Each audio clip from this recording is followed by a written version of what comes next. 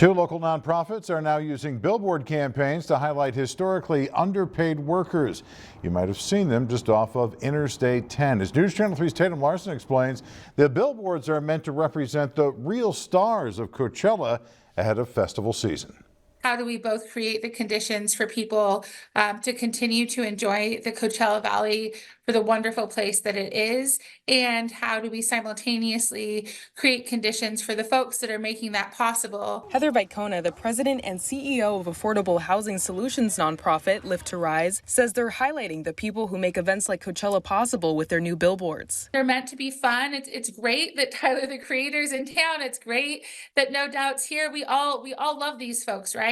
And so what does it mean to step back and then think about our neighbors, our friends, our family members that we love? According to Visit Greater Palm Springs, the tourism industry generated $8.7 billion in 2022, with a large portion of that income coming from large-scale events like Coachella. Vicona says the people who drive up the local economy deserve to be uplifted as well. I believe most folks want folks to have the opportunity to thrive.